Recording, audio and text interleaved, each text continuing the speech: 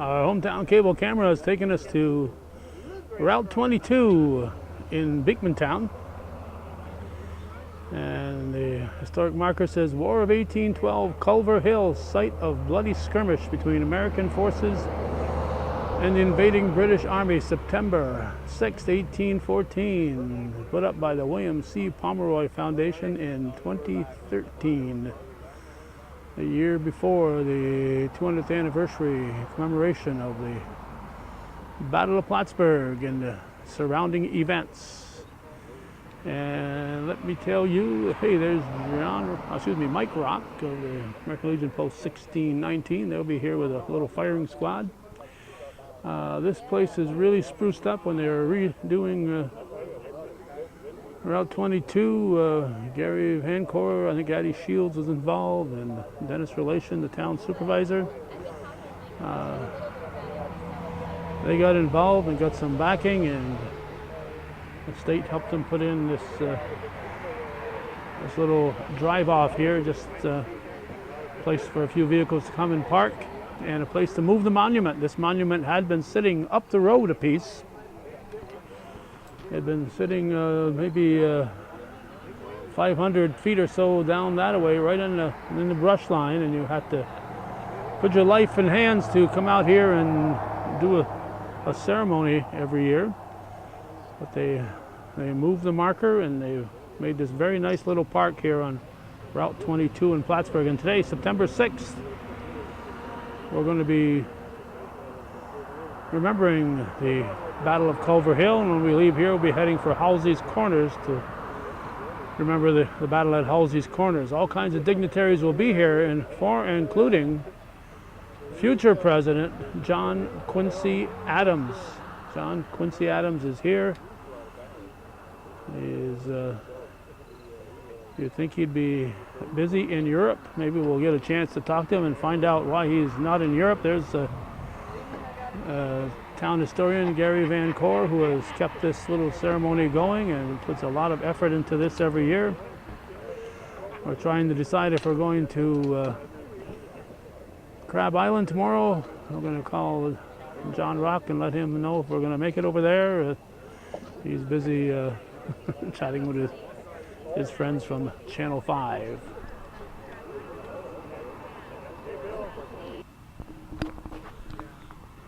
We got him away from the Secret Service, and he's able here to talk to us. Future President John Quincy Adams, where are you September 6, 1814? September 6, 1814, I was in Ghent, Belgium. We were negotiating the treaty to end the War of 1812 with the British, and things were not going too well in September. We hadn't heard about the Battle of Plattsburgh. It takes roughly 4 weeks to get news across the ocean. So we were just trying to hold out and for better terms, or for better news from the United States. So 4 weeks before you found out what happened here. Now in this 21st century where everything is instant and people know about it before it happens. Yeah. Yeah, it took from September 11th, the news went to Montreal, went over on a boat to London first, and then finally to Ghent, Belgium, October 28th. And when we heard the news, it was glorious news. It was exactly what we were hoping for. Something to strengthen our hand. It gave us the upper hand. John Quincy Adams, the person I portray, recognized that. And on the next day, in the American meeting, every day they had a meeting to decide what was being said, and all. They decided to no more negotiations. Let's write down in a treaty what the Americans want and present it to the British. And luckily, the British said, hey, we got our own problems, and they decided to go with what we had. And by the time they hashed out all the words and got it the way they wanted, was Christmas Eve, 1814. Of course, a lot of things were going on, not just here, but Washington was, D.C. was invaded at the same time. Hello, hello. But this was controlling this lake, Lake Champlain, is what the British were counting on, wasn't it? Absolutely. They were hoping to take control of Plattsburgh, take the Navy, and the waterway was the main route. And the next thing Prevost had in mind was to go to Vergennes and destroy the shipbuilding capabilities there. And if he controlled this lake, he would control everything from here to the international border. He would control both sides of the St. Lawrence Seaway all the way out to Kingston, Ontario. So even though the ground, today we're remembering the battle here on the ground, we weren't, the U.S. side wasn't able to stop. We kind of slowed down the British for a little bit. The ground forces far outnumbered what the American resistance was. But even though the ground forces probably would have been victorious without the lake, they just decided, we've lost the lake, we're going to turn around and head back. Absolutely. That was his, he had to do that because he just couldn't see risking the troops any further. They were basically unharmed up to that point, other than the fleet. And the orders to Sir George Prevost was to don't get caught from too far an extended of line of advance, because those troops may be needed later. That's right. And of course, we look over there at Route 22 and we see traffic going by at 50, 60 miles an hour. And you say, what's the problem? Yeah. Well, the problem was you were on foot, or if you were lucky, you were on horseback, but probably leading the horse through the woods. And there was no highway through here. There was a road, but that's right. It was. That's right. And funny thing was that when he invaded, when the British invaded, they came in and they said, everybody remain peaceful and it will be all set. And he actually paid for his wagons, ox, horses, anything that he could get a hold of on his march to Plattsburgh, because they wanted to stay. It was an occupation force. It wasn't like in Washington. Washington, it was specifically attack, raid, and get out. Right. Burnt the Capitol and all that good stuff. Yeah. All right. So thank you very much, Mr. John Quincy Adams. Do you sometimes go by another name when you're not John Quincy Adams? I go by the name of Vincent Pugliafico. Thanks, Castine. Thanks, Mr. Castine. I appreciate it, and I appreciate everything you're doing for the Battle of Plattsburgh and all the events that happen in the North Country. I wanted Vincent to pronounce his last name because I always forget a syllable when I do it. Okay. Thank you very much, Vincent. One of the great reenactors here that help us to remember what went on 200 plus years ago. Here's the front side of that historic marker, Culver Hill, September 6, 1814, near this spot.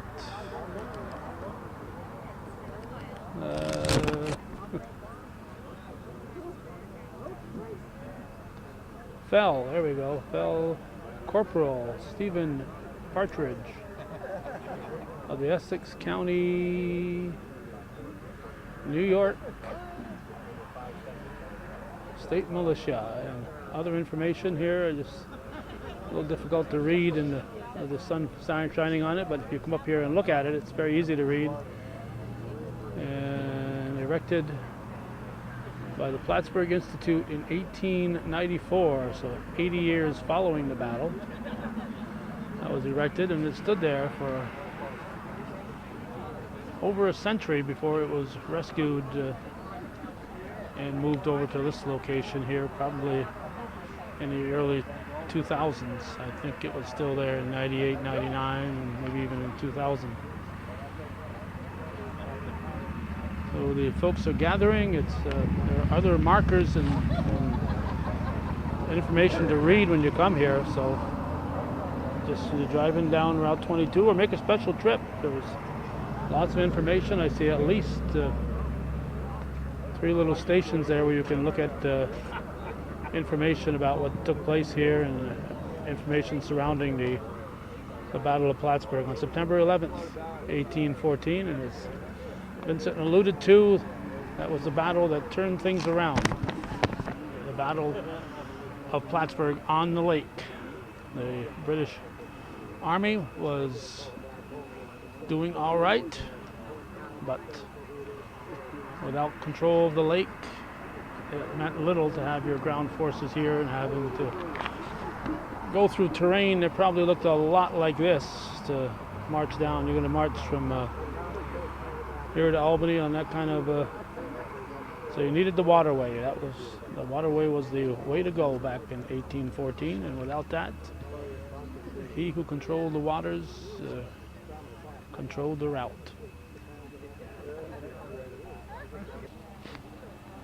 Check 1, 2. Well, it's 11 o'clock. Gary Van That Coor. means we have to get started. I'd like to welcome everybody here, both people who are here to see our ceremony, and also those people who are here that are part of our, what we call distinguished guests, people who are related in one way or the other to the town or the history of Culver Hill. And what I'd like to do is start off, and I think everybody has a program. There are always changes to every program, and there are changes to this one as well. You'll find out.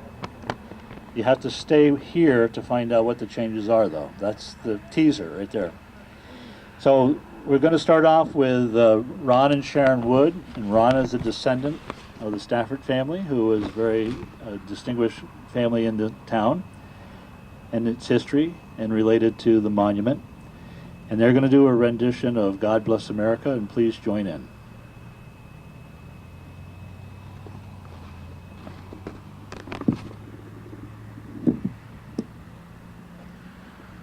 Thank you, Gary.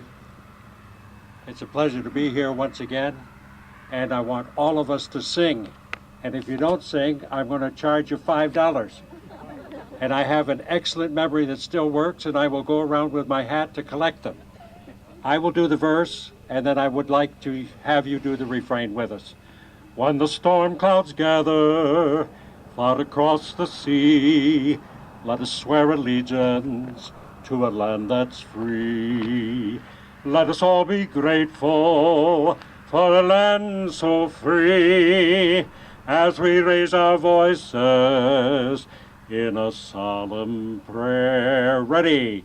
God bless America, land that I love. Stand beside her and guide her through the night with a light from above. From the mountains to the prairies, to the ocean, white with foam. God bless America, my home, sweet home. God bless America, my home, sweet home.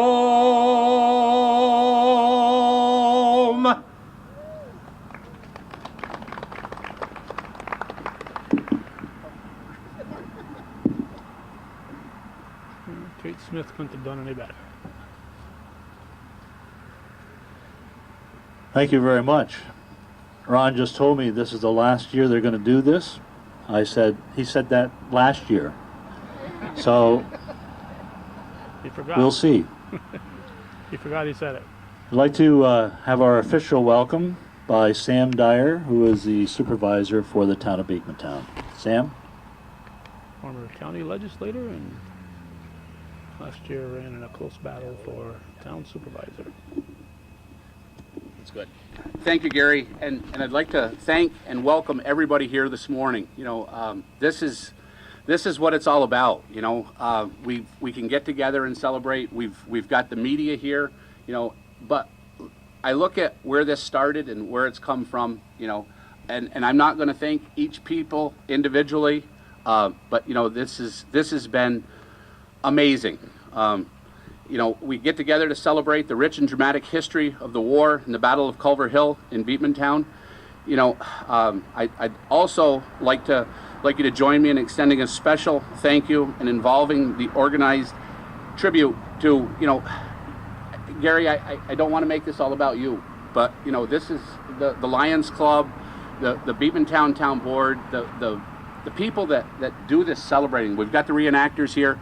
You know, if you look around, you know, the people behind me, you know, Mr. Dominy and his family, you know, the people from England, this is if we could have seen back, you know, in time, what transpired then and what's transpiring now, you know, this is what it's all about. You know, we live in a fast-paced, constant changing world. Memorials such as Culver Hill educate us and remind us of the sacrifice and bravery of the people in the past. You know, it signifies our abilities to fight for strong beliefs and freedoms.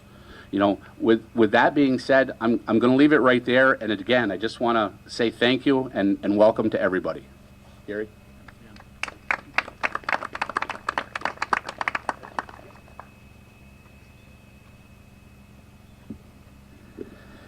Maybe I'll leave the mic down. Not everybody is 6 foot or more. The next speaker is not Anastasia Pratt. I just got word, less than an hour ago that she wasn't going to be able to make it due to a medical emergency. And so I'm going to fill in. And I don't have notes. So you folks are in for a treat. Before I start talking about a brief, very brief history of what happened here back in September 6, 1814, I just want to, you think about it, and behind me we have families of the Dominies. The Dominies lived up on Route 22, up where one of our neighbors lives. The stone house is still there. And the Brits marched by. They stopped there, they looked through their spyglass, and they marched by. And there was, Henry Dominy was a child at the time, and he recounted many, many years later when Dr. David Kellogg decided that something needed to be done to preserve the history of this area. And that story is told on one of these interpretive panels. And he interviewed the people that were still alive that experienced this invasion of the United States and this invasion in Plattsburgh. So the Dominies were here, and today they're here.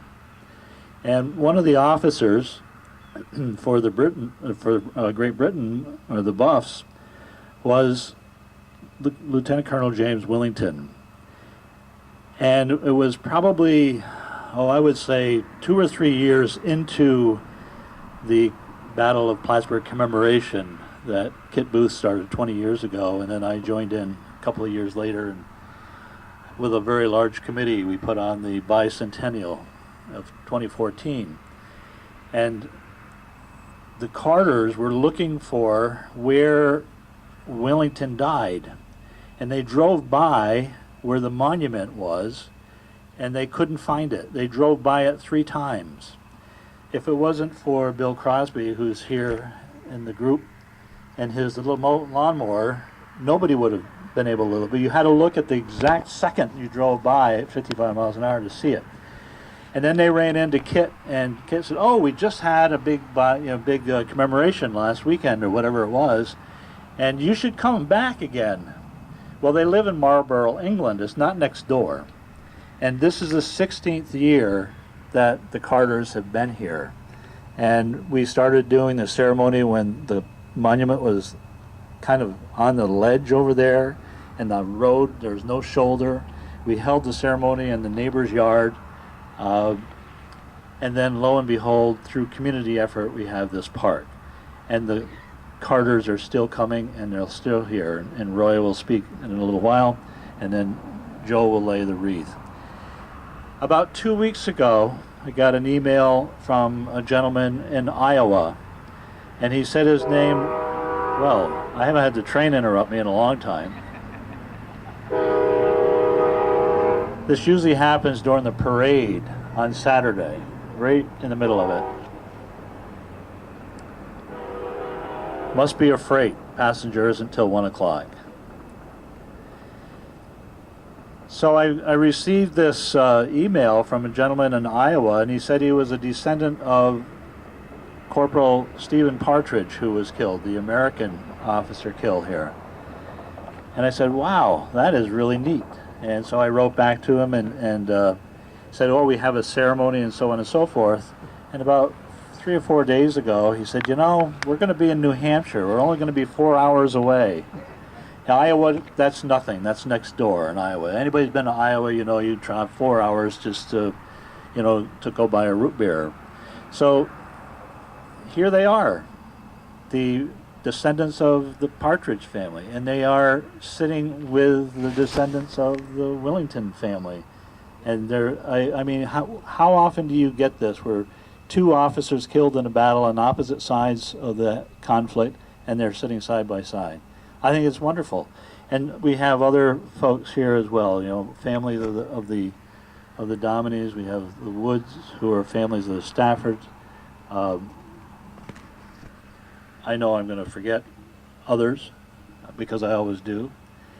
I believe that, I don't know, is Tara Powers here? She said she was going to try to make it.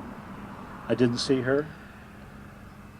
But Tara took over for Sandra Geddes just before the Mayor's Cup, and she's initiation by fire, I guess is the only way to say it. She's pulled this together, and we've worked collaboratively with the city and with Tara to do this as well.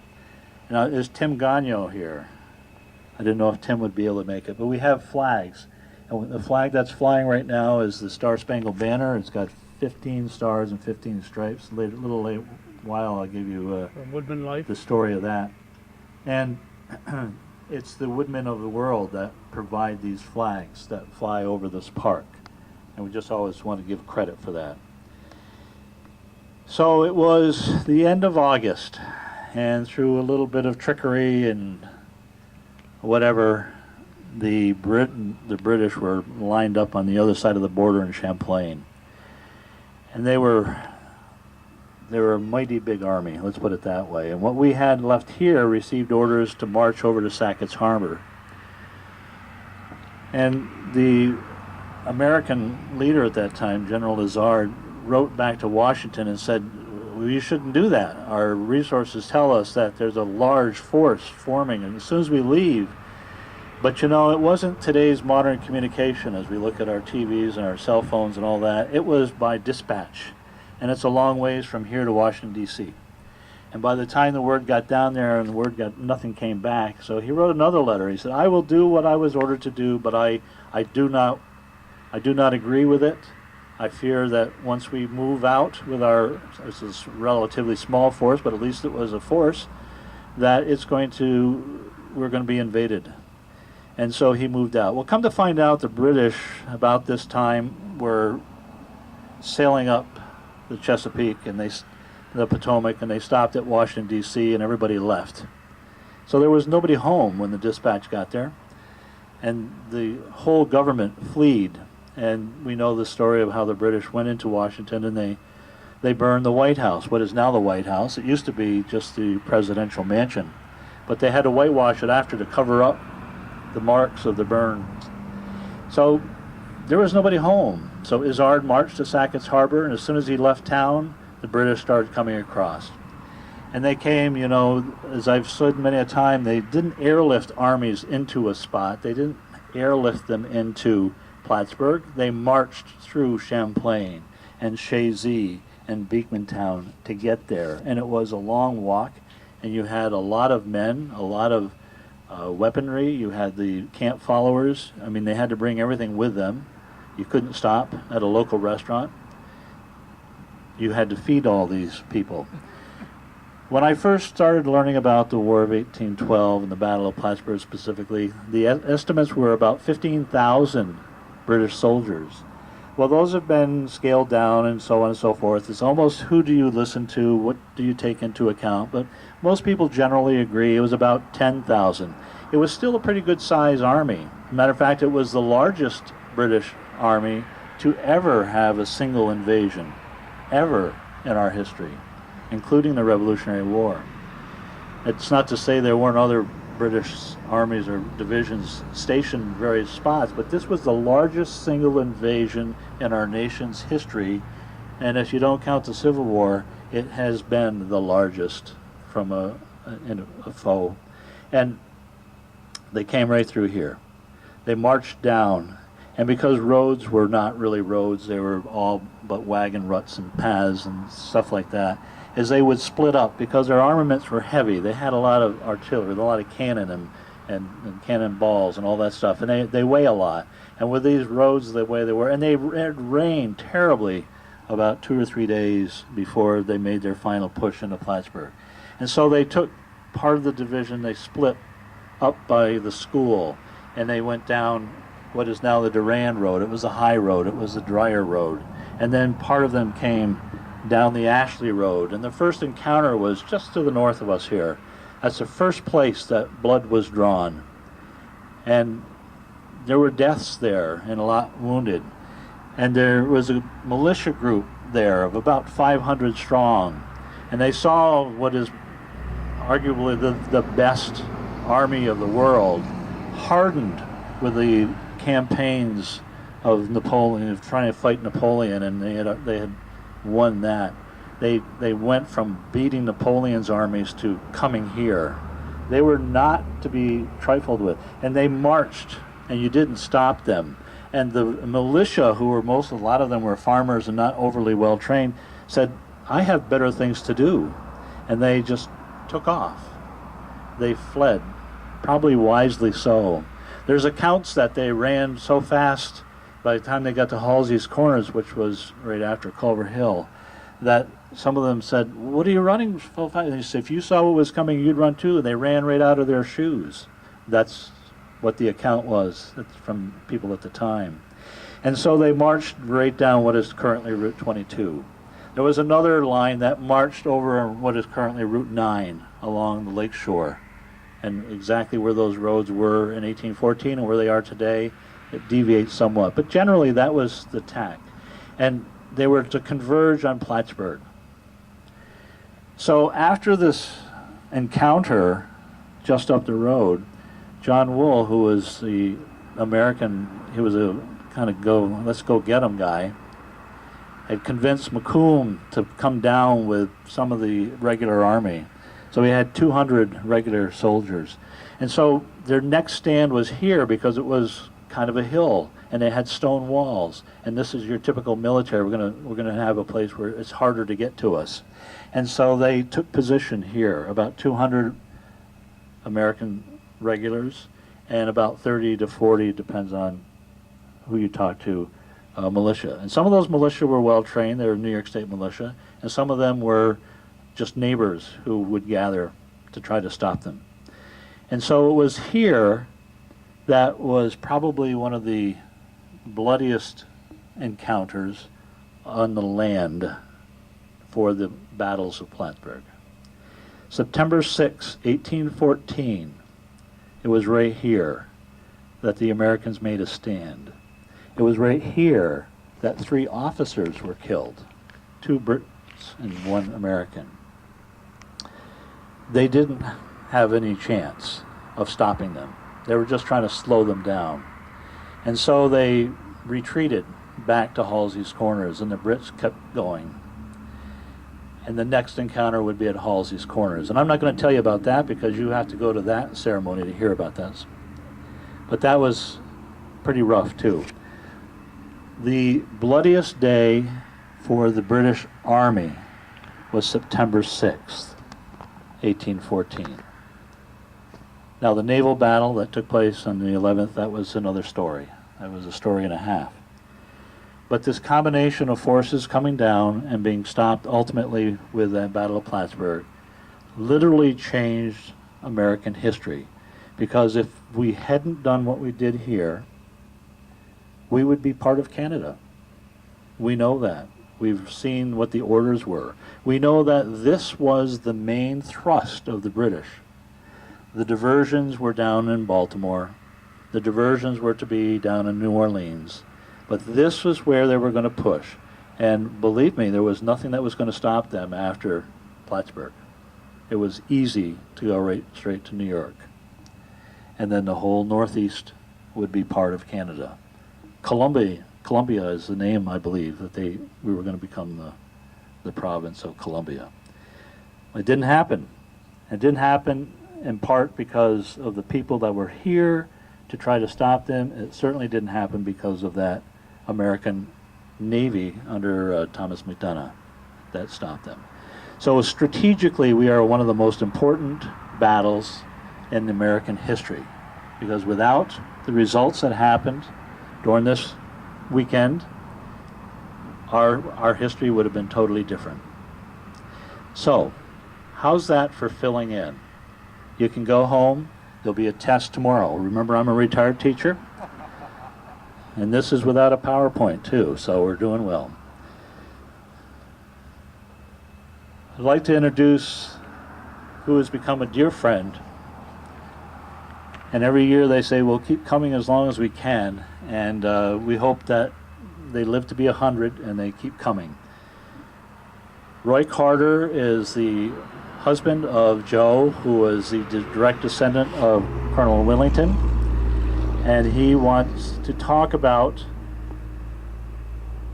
another relative that was here in the Battle of Plattsburgh, and a lot of the family doesn't want to talk about it because he wasn't necessarily the most couth of them all.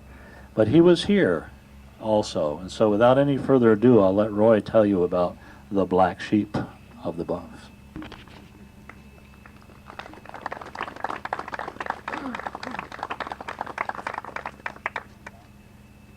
I think what Gary should have also told you, we keep coming back in the hope that one day the British win.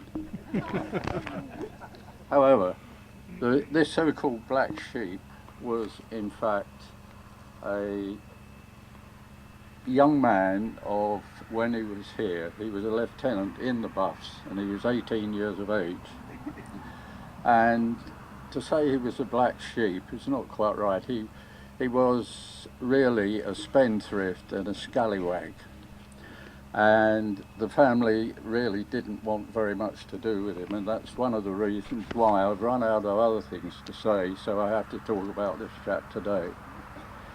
But in addition to being, as I say, a scallywag and the black sheep, he was a very brave soldier.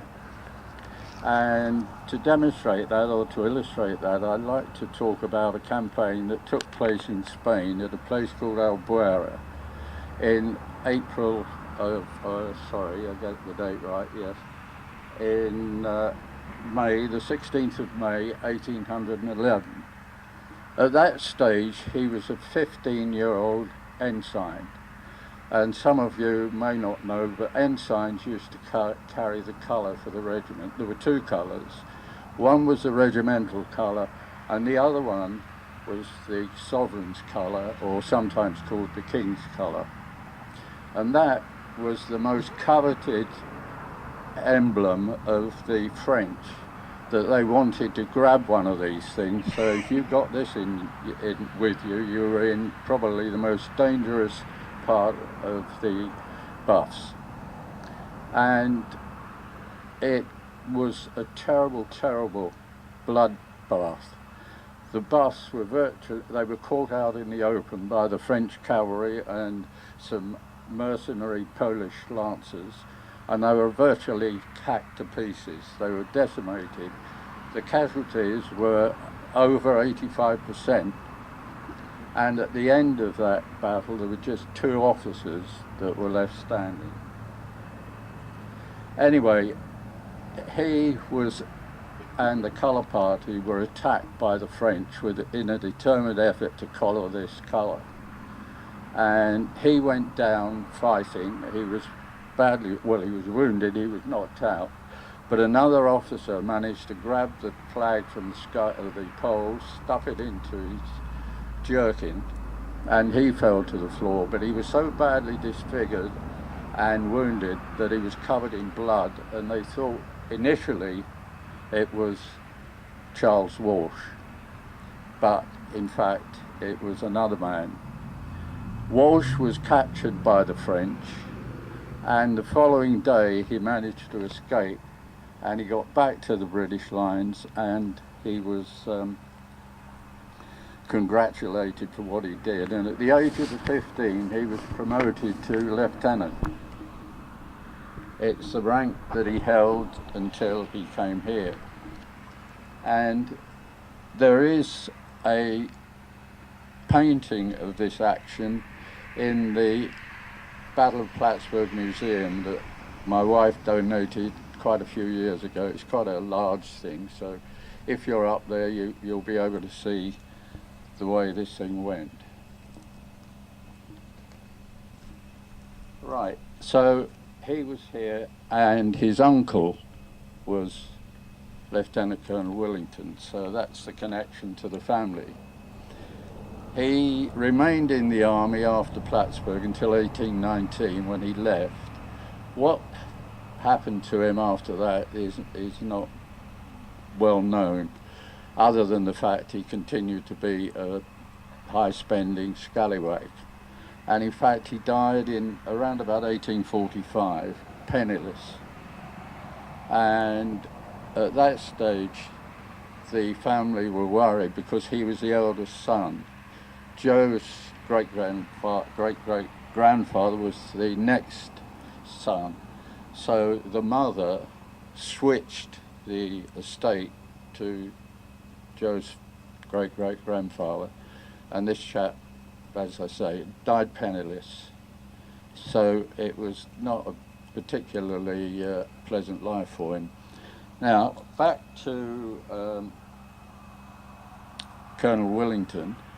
In fact, he wouldn't have been here if he hadn't missed the Battle of Albuera.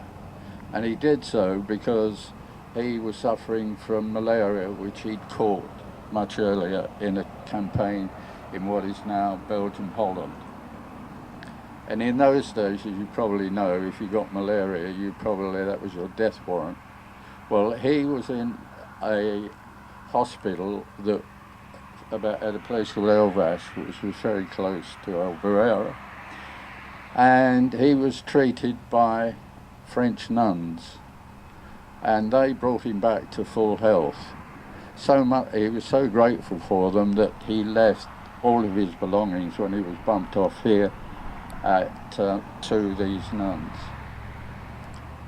And he subsequently carried on fighting with the Buffs right the way through to the end of the, until he arrived at Plattsburgh, at Culver Hill, where, as you know, he was killed.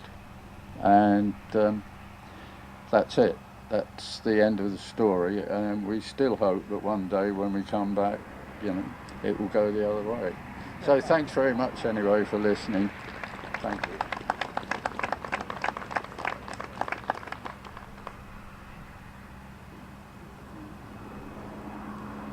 Thank you, Roy.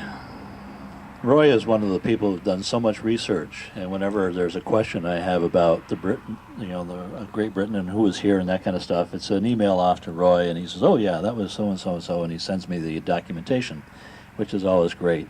I always love it when you can get somebody else to do the hard work for you, and then you can just stand up and talk about it like you knew something. Before we do our next segment with the wreaths, I just take a look at this monument. There are 3 names on the monument, and the first one on there is a corporal, Corporal Stephen Partridge. As I mentioned before, a direct descendant of Colonel Partridge, Paul Partridge, is that the way you say it, Partridge? I couldn't get that from reading the email. I had to talk to him this morning.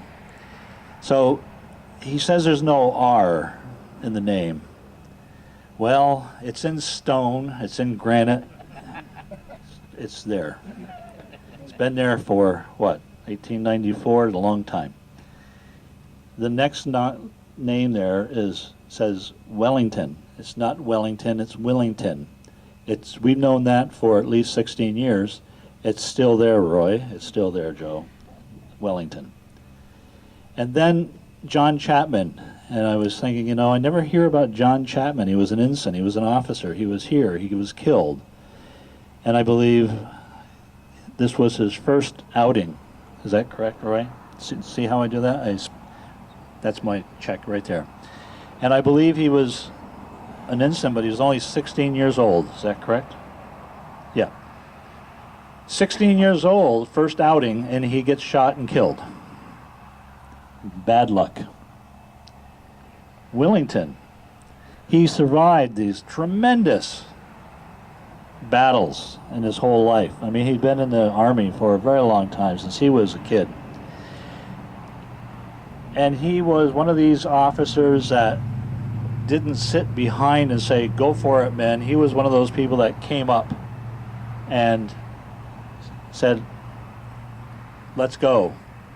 And while he was in the process, because of Nathaniel Culver, who lived across the street and recounted this to Dr. David Kellogg later, he was in the process of waving his men on when he took a musket ball to the throat.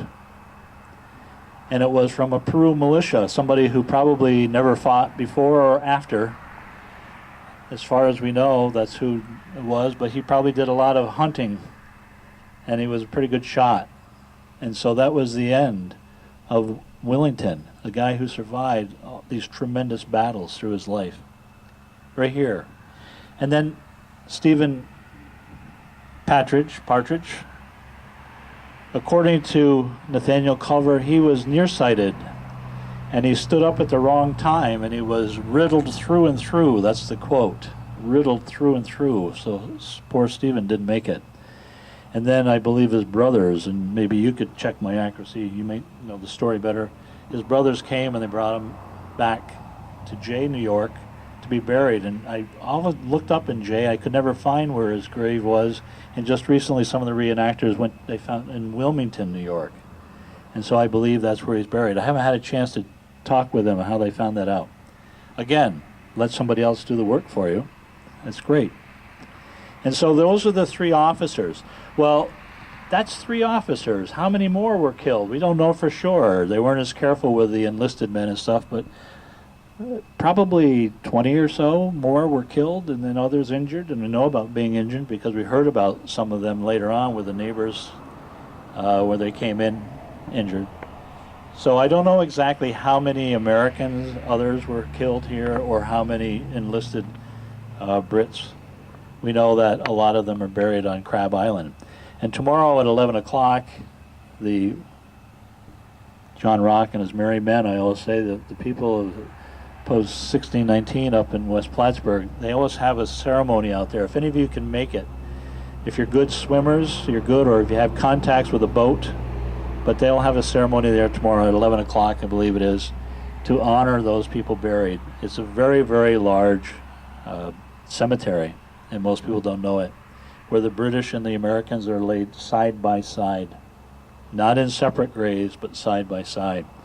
And this afternoon at 5 o'clock, they'll be in Riverside Cemetery to honor the officers that died during the entire battles, including the naval battle. And those officers are laid side by side with the Americans, the British and the Americans. Very, very rare where you have enemy combatants treated with respect like that. And it is a continuation of that respect, is that we honor both sides and the sacrifice of both sides. And since this inception of doing a commemoration, notice it was a commemoration, not a celebration or jubilation or whatever, it's a commemoration. To commemorate the sacrifice of both sides, we have traditionally laid two wreaths, one for the British and one for the Americans. And we have, again, representing, and we hope you'll live to be 110, Joe, has been laying our wreath here. Well, Roy, you know the statistics. Men don't last as long as women, so that's just the way it is. So we've got, he's giving me grief back there, but you can't hear him, and that's good. So we do this all the time. We are friends. I would never treat somebody I didn't know like that, only with a good friend. So Joe is going to lay the wreath. This is a ceremonial wreath from the Buffs that they brought from England many, many years ago. And Ray Dominy, who is a member of the family, of the Dominy family that was on the path of the British, will do the American wreath. And after that, we're going to have the firing of the muskets from our militia back there. And I don't know if our regular has a musket or not. And then we'll have the playing of the last post, which was the taps of the day, to honor those that sacrificed.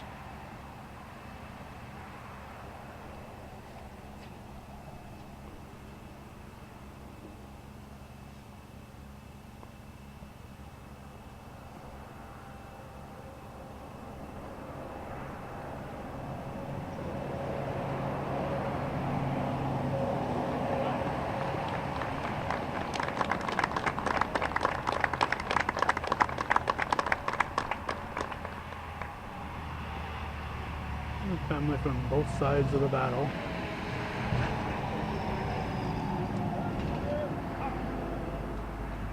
So 16, 19.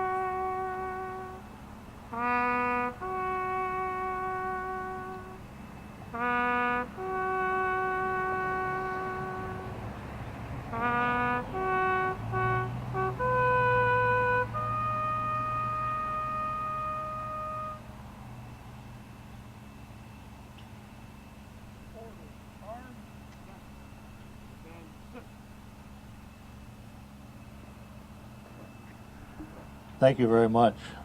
We're now going to have a ceremony at the Flagpole, and while we have our guards walk over representing the guards of 1814 and the New York State Guards of today, just a little brief story about what you see up there. Again, provided by the Woodman of the Year, but if you look carefully, there are 15 stars and 15 stripes on that flag, and that's been flying all summer.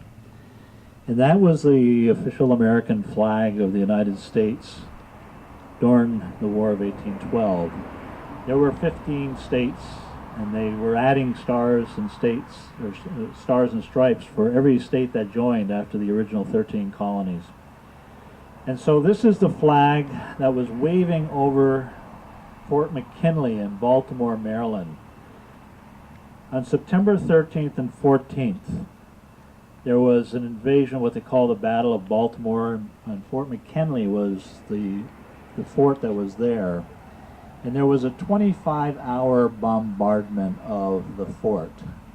I had the opportunity to go on a field trip with the Senior Citizens Council a few years ago down to Fort McKinley, and of course they have the fort is there, the big giant flags are there, they have a national park that's there.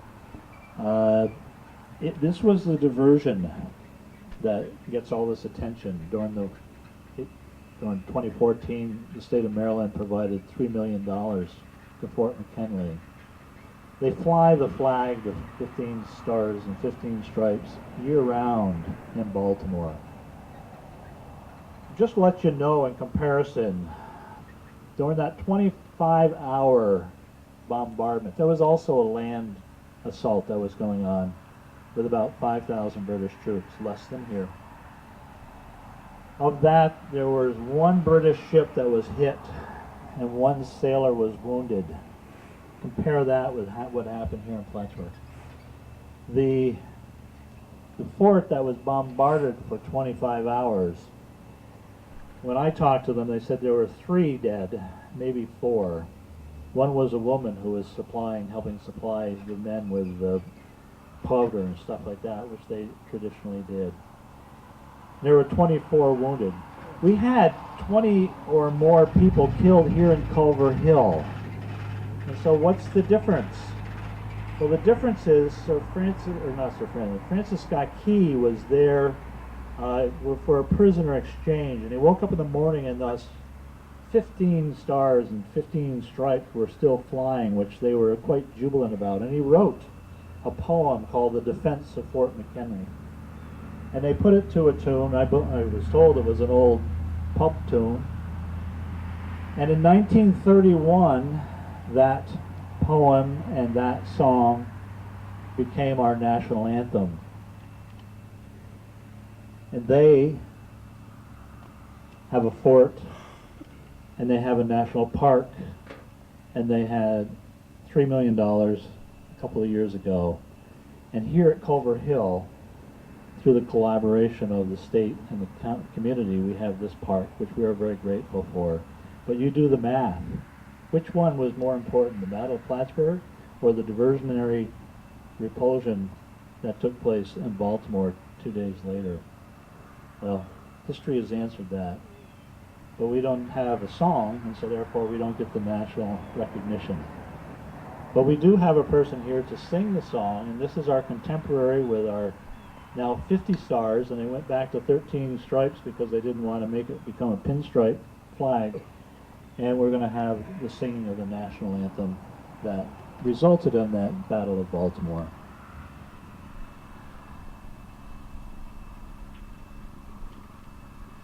Please join us. Oh, say, can you see by the dawn's early light what so proudly we hailed at the twilight's last gleaming, whose broad stripes and bright stars through the perilous fight o'er the ramparts we watched were so gallantly streaming, and the rocket's red glare, the bombs bursting in air, gave proof through the night that our flag was still there.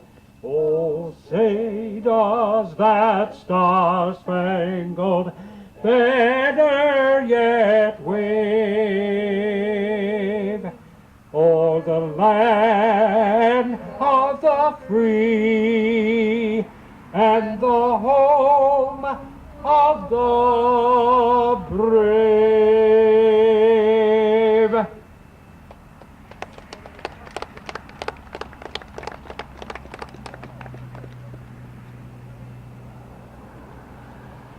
That's it, Ron and Sharon. He'll be back next year. Great job. Again, we're going to have our finale with the bagpipers, but I do want to once again mention and thank all of the people that make this possible. The town of Beekmantown is supportive. The commemoration committee with the city of Plattsburgh is supportive. We have over here reenactors that did the flag raising and lowering. We have other reenactors, the bagpipers, the singer. Well, the list could go on. This doesn't happen because of one person. This happens because of a lot of real generosity of a lot of people. And again, we really appreciate it. So we'll have our bagpipers who come every year, and we appreciate them as well, Gerald Tatro and Alan Walker.